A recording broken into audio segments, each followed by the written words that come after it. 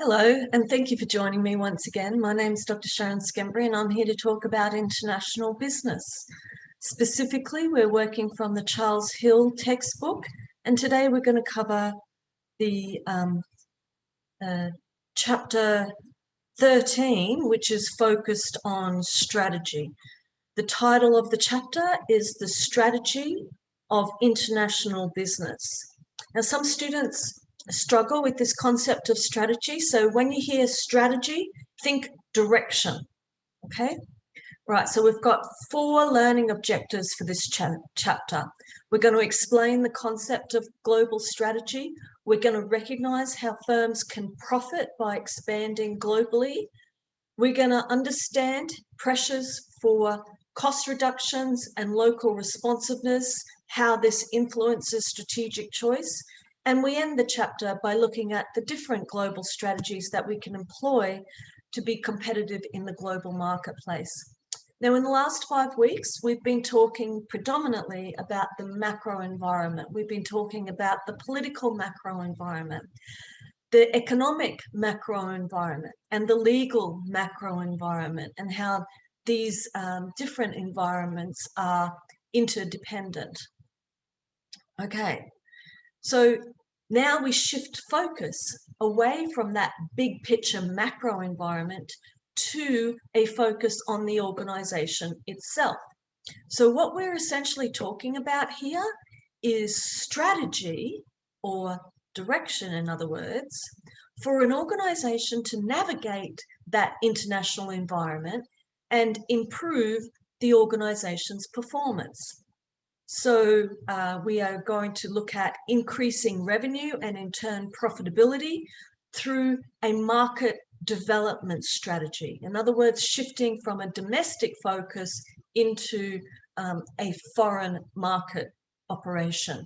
And one way we can do this is through a focus on value creation. Okay, so strategy is all about the direction that the managers, the international business managers, use to navigate the international environment and achieve the organization goals. Okay, now typically the organization's goals are going to be to maximize the value of the enterprise, the value of the organization, the value of the firm for owners and shareholders. And we look at 2 metrics typically here. One is profitability, so the rate of return a firm makes on its invested capital, return on investment, right? And then profit growth, which is measured as the percentage increase in net profits over time. Okay, so here we go. We've got the value of the organization in this graphic, and we've got the 2 metrics that we've just talked about. Okay, profitability and profit growth. How do we make profitability happen? How do we improve profitability? We can use a cost reduction strategy, a cost leadership strategy, or we can look at a value-added premium price strategy. If we're going to focus on profit growth, then we might use a market penetration strategy. We are selling more in existing markets, or we might use a market development strategy where we enter new markets. Okay, so I mentioned value creation. What am I talking about? Value creation is measured as the difference between the firm's cost of production and the quality that the customers perceive in that product. The more value that customers place on a product, the higher the price can be charged. So we measure this difference between the perceived value and the cost of production. And okay, let's look at that here graphically, right? So the red block is the cost of production. The pink block is our price for the product. But the orange block is about the perceived value for to an average customer of our product, right? So ideally, We want to, rather than just pricing the product in terms of a margin markup, we need to understand the perceived value of the product so that we can achieve a value-based price. Okay, now let's go back here. So there's two ways that Michael Porter suggests that we can achieve value creation. And one I mentioned already, a low cost or a cost leadership position or a differentiation strategy. Okay, so cost leadership is where we are looking at cost reductions throughout our system, throughout our supply chain, throughout our production, throughout our marketing, throughout our research and development. So this is where we focus on costs throughout our system and reduction of those costs so that we achieve a cost leadership strategy. Now, another way to achieve value creation or competitive advantage through value creation is with differentiation. So if we can demonstrate to the marketplace the value or the how different this product is to the rest of the substitutes on offer, the rest of the competition, then we can achieve a higher perceived value. So this is a differentiation strategy. Now, Porter also differentiates that. Porter also suggests in terms of generic strategies that we can use this cost leadership or the differentiation leadership in terms of a broad market, or we can focus on a more narrowly defined market. Okay, so Michael Porter suggests that in terms of strategic positioning, an organization should be explicit about its strategic choices and emphasis with regards to value creation. In other words, Michael Porter is saying, be very clear. Are you aiming for a cost leadership strategy, or are you the organization, you the international business manager, aiming for a differentiation strategy? And the reason this is so important is because that overarching strategy will direct the operational decisions and support mechanisms to achieve that strategy, to achieve that strategic direction. Okay. So to maximize profitability, an organization must pick a position on the efficiency frontier that is viable in the sense that there is enough demand to support that choice. And then we arrange everything internally to support that position. And then we're tracking along the way to make sure that the organizational structure is in place to execute that strategy. And we're adjusting where we're finding challenges. So the strategy, the operation of the organization must be consistent. Must be consistent to achieve the competitive advantage that they're seeking. So part of what we look at when we're enacting organizational strategy is considering the organization as a value chain. And value chain activities include this list: value creation activities, looking at the organization as a value chain, identifies production, marketing, materials management, research and development, human resources, information systems and infrastructure. These are activities where value is created. Okay, within the value chain, however, we've got support activities such as information systems and human resources that support the primary activities such as production, research, development, and marketing. Okay, so more specifically, primary activities include the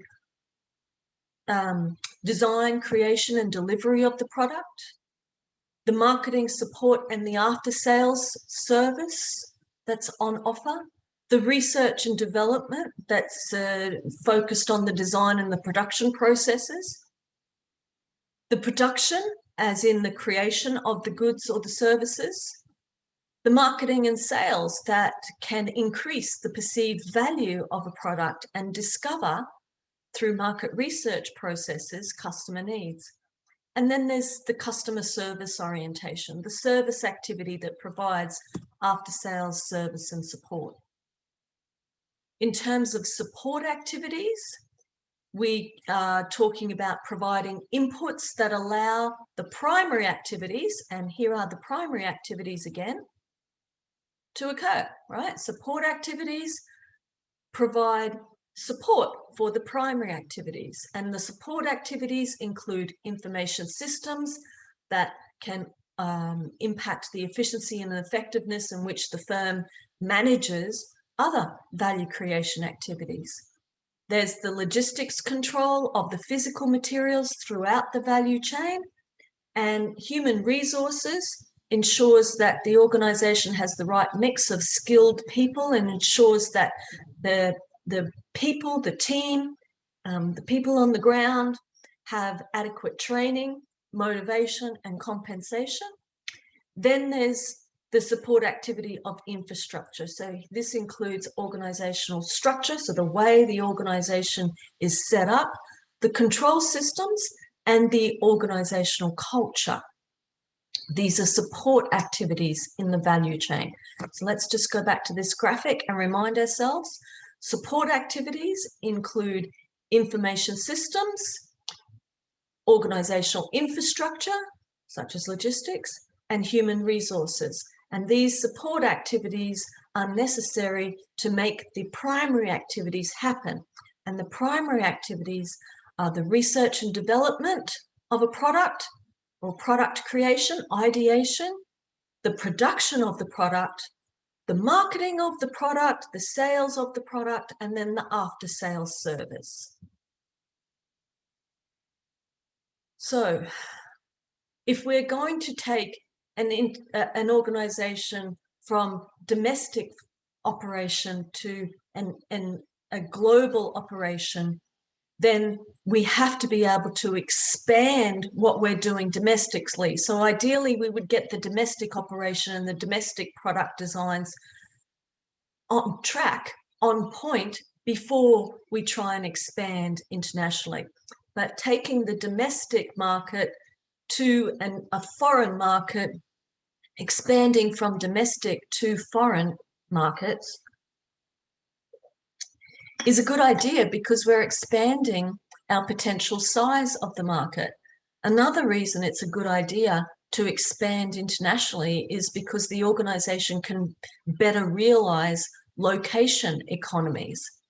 We as in international business managers can also realise greater cost economies from experience effects, and we may be able to achieve a greater return on investment.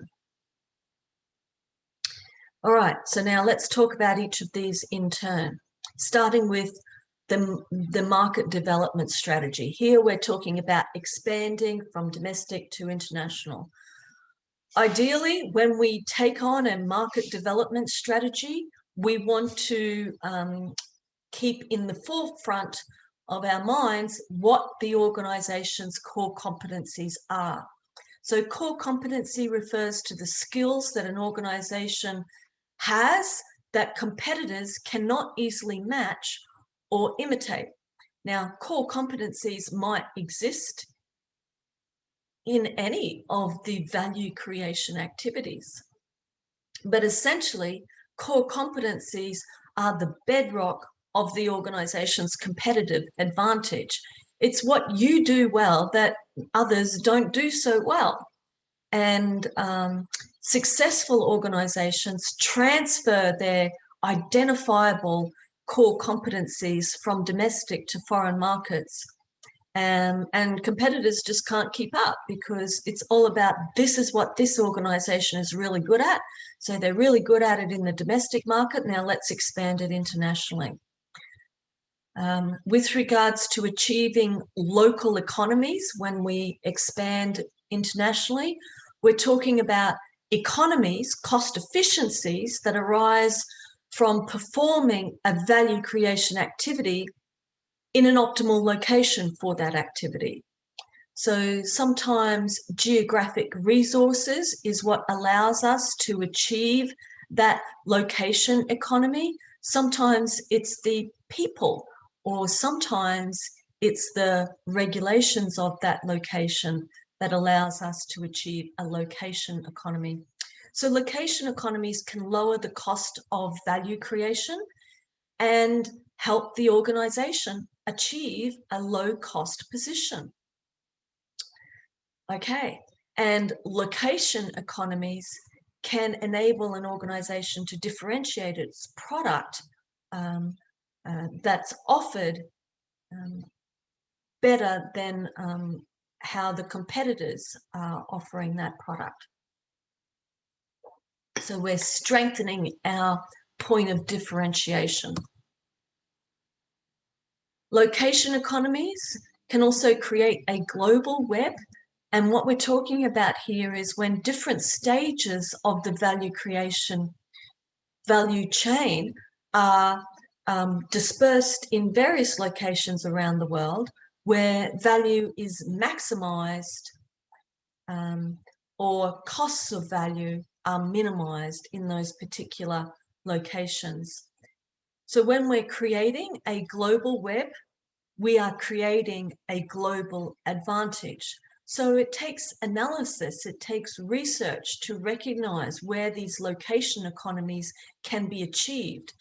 And maybe it's that analysis, that market analysis, that derives your competitive advantage through the creation of a global web. But this analysis, location, market analysis, location analysis, analysis of location economies must include, it can get very complicated because it must include transportation costs, trade and tariff barriers, political and economic risks, because this is what complicates the benefits that might be achievable through location economies. Apart from location economies, global expansion can deliver experience effects. And this is about systematic reductions in production costs that have been observed over the life of a product. So cost savings can come from learning by doing over and over again. When we repeat a task, we get better at it, and so we can become more efficient in that specific task. Another way that experience effects can be achieved is through economies of scale. So when we're producing larger and larger volumes of a product, we can reduce the unit costs of that production. And the strategic significance of experience effects is about moving down that experience curve that allows an organization to reduce the cost of creation of the value and increase the profitability. Okay, so here we're moving from B to A because we're increasing the product, and effectively we are decreasing the unit costs. Now, another way that an organization can achieve greater profitability and profit growth through global expansion is leveraging subsidiary skills.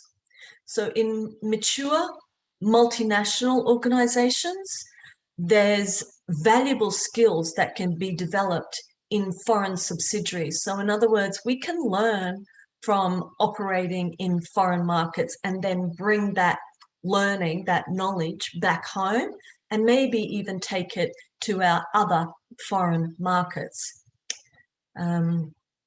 So we can leverage the skills created within foreign subsidiaries, and we can apply them to other operations within the organization's global network. To leverage these subsidiary skills, multinational managers must recognize the valuable skills that lead to competencies and that can be transferred to other locations, other international operations, other international subsidiaries within the organization's global network, not just the headquarters, right? So part of the skill of being an international business manager is learning to recognize, all right, here's a subsidiary skill that's been realized, and this is how we can leverage it. This is where we can leverage it. So one way that this can be achieved is through incentives that encourage local employees to acquire new skills and then have a process of identifying these valuable new skills that have been created. And then the manager needs to facilitate the transfer of these skills throughout the global network of the organization. So firms that expand globally can increase profitability and profit growth by lowering costs and adding value. And this can be done through location economies, through experience curve effects, and through the transfer of valuable skills between subsidiaries. Now let's shift gears and talk about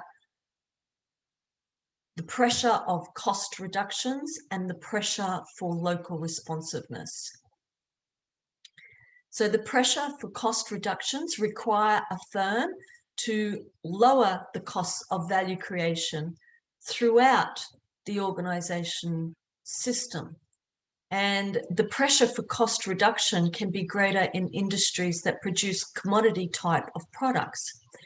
And this is because when we've got a commodity that we are taking into foreign markets, we're talking about a product that has universal needs. And for example, steel, commodities such as steel, commodities such as sugar. And the pressure of cost reduction is more intense in industries where the competition is cost-based. Maybe there may be persistent excess capacity, and so the buyers have a higher degree of control,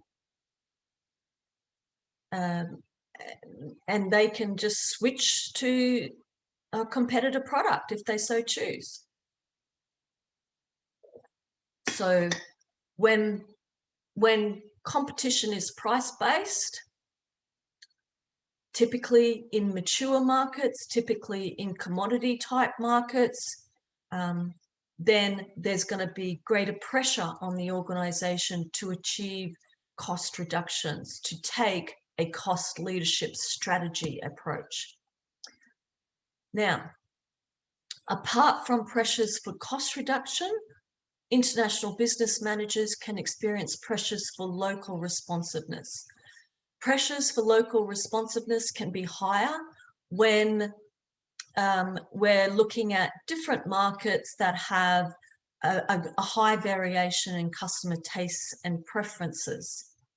So local customer demands there's a great variation in local customer demand. And we see in this case significant differences in terms of what the customers want and how we deliver on those needs and wants in the various markets. So here we're taking into account, for example, consumer culture. Now, apart from differences in customer tastes and preferences, organizations or international business operators can also experience pressure for local responsiveness when there's great differences in infrastructure in a foreign market, and great differences in the way that the local market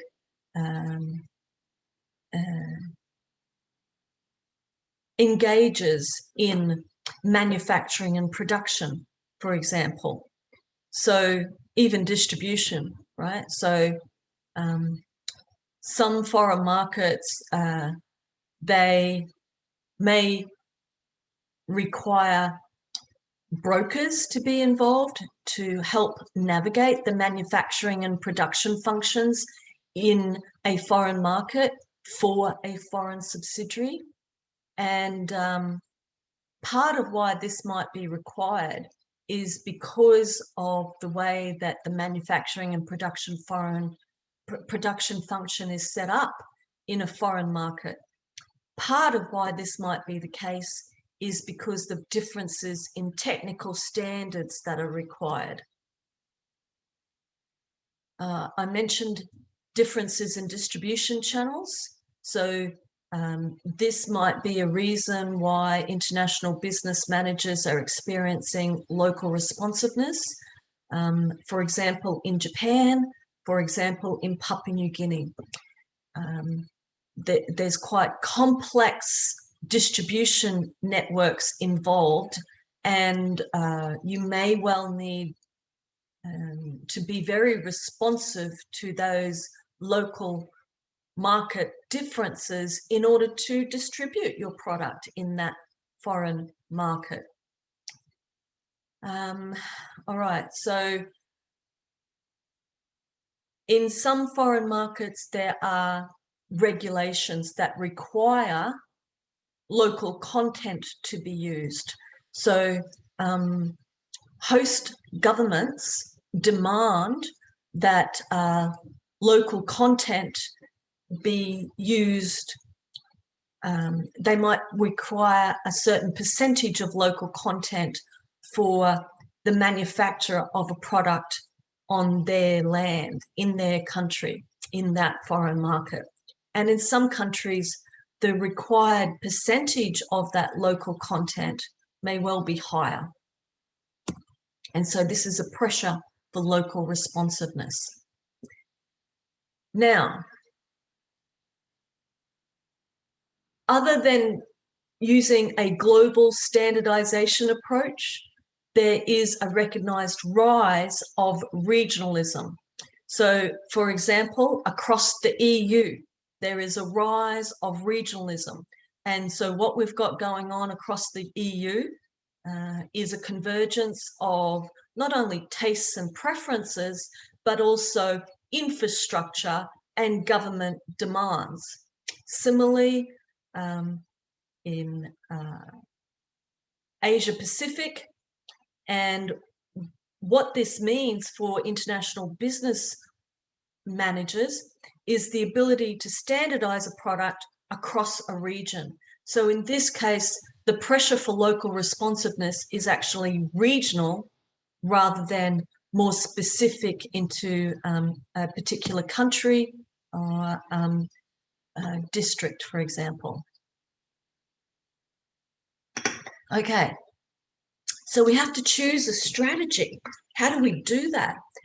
So the need to customize the product to local conditions is going to put an obstacle in our way of achieving greater efficiencies that might be possible with a standardized strategy. But smart business managers and operators understand that there's a trade-off involved between standardization and customization. We have to do a cost-benefit analysis to realize where we need to land with regards to the degree of customization that is necessary. So in this regard, we can look at 4 different international strategies: global standardization or local strategy, transnational strategy or international strategy. Okay, so we've been talking about pressures for cost reduction that an international business manager may face, and this is combined with pressures for local responsiveness. When we've got high pressures for cost reduction, right? High pressures of cost reduction, mean reduce that price as much as you can. Reduce the price across the production process, across the R&D process, across the marketing, sales and service process, right? So this is a high pressure for cost reductions. When a high pressure for cost reduction is combined with a low pressure for customization, a low pressure for local responsiveness, then we can use a global standardization strategy. A global standardization strategy means that we're going to take the same product across various markets. We're not going to change it. We're going to use a standardized approach. Okay, that doesn't work all the time. So when we've got low pressures for cost reduction, so now we're at this end of the cost reduction axis measure. So if we've got low pressure for cost reduction, now we can charge a higher price. We can go for a premium strategy. We can go for a highly differentiated strategy, which of course is more expensive, right? So we're talking about a low pressure for cost reduction. When there's a low pressure of cost reduction that is combined with a low pressure for local responsiveness, then we're talking about an international strategy, right? So we've got a highly differentiated product that is that where we have a low pressure for local responsiveness, right? So we take the same highly differentiated product across foreign markets. We've got an international strategy.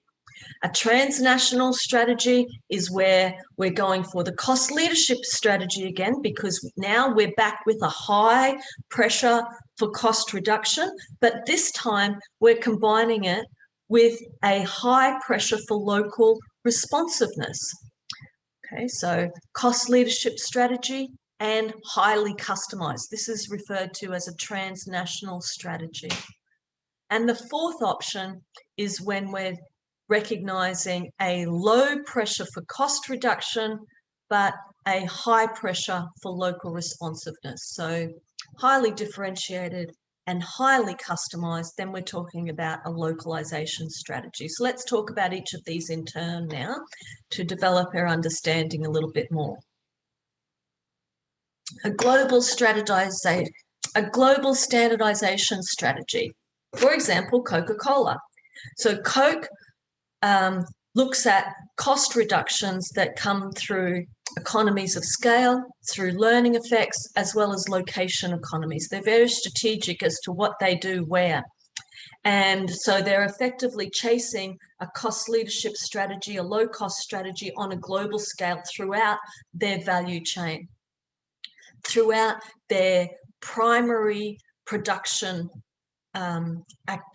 their primary value creation activities, such as production, such as marketing, such as R&D, and these are concentrated in a few favorable locations.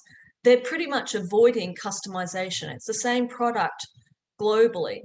And this makes most sense when there's strong pressures for cost reduction and demands for local responsiveness is minimal. Okay. The international strategy, for example, Procter & Gamble, we're taking products developed for the domestic market. Procter & Gamble is an American manufacturer. Actually, it's one of the largest, if not the largest manufacturer of fast-moving consumer goods, the world's largest manufacturer of fast-moving consumer goods, right? They're in about 180 countries around the world, as we've learnt in the last few weeks. And what they do is they take products developed for the American market and sell them internationally with minimal local customization. And the part of the reason they take this international strategy is because there's pressure on Procter & Gamble to deliver low cost, a cost leadership position. And this is combined with low pressure for local responsiveness. So they centralize their product development functions such as R&D in the domestic market, but then they manufacture in strategic locations around the world. And they're very strategic as to which countries they are offering which products in their brand portfolio. An example of a transnational strategy is Ford. So what Ford is doing is they are achieving a cost leadership position through offering differentiated products that are designed to cater to local differences. And this makes the most sense for Ford because they need to be responsive to different geographic markets. So pressure for local responsiveness is high, but pressure for cost reduction is moderate to low. Okay, so there's conflicting demands on Ford that force them to differentiate for the local markets. Now, an example of a localization strategy is Heinz. Heinz customizes their goods to match foreign markets and the differences in the various foreign markets that they operate in. So they don't have high pressure for cost reduction, they have low pressure for cost reduction.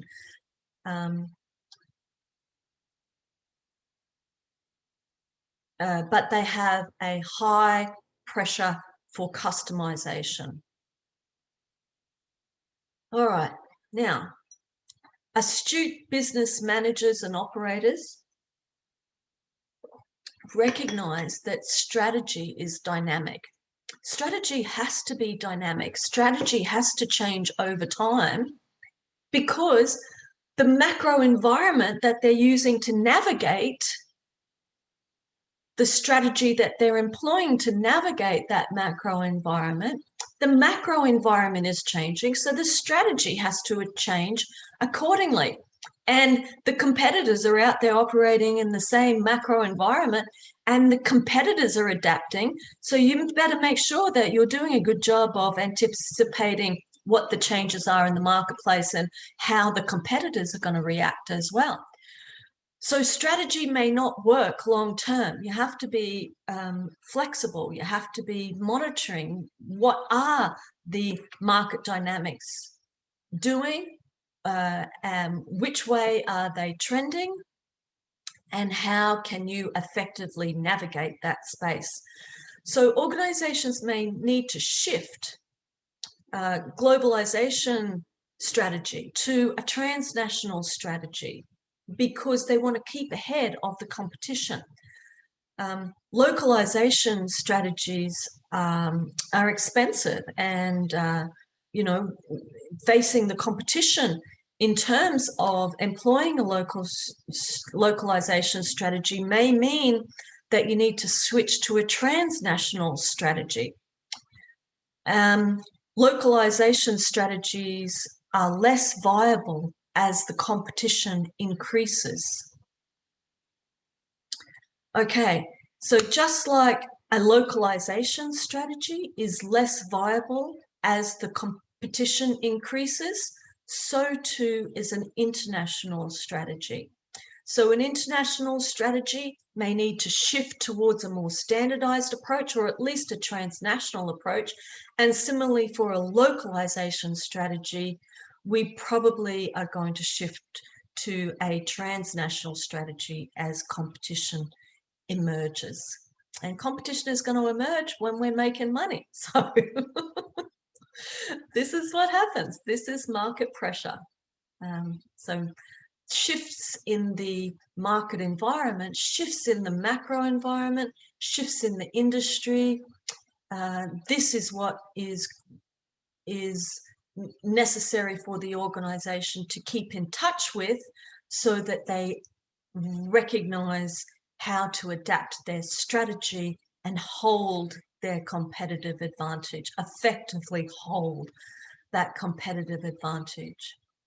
So there you go, that's chapter 13. Thank you very much for your attention, and I'll see you again soon.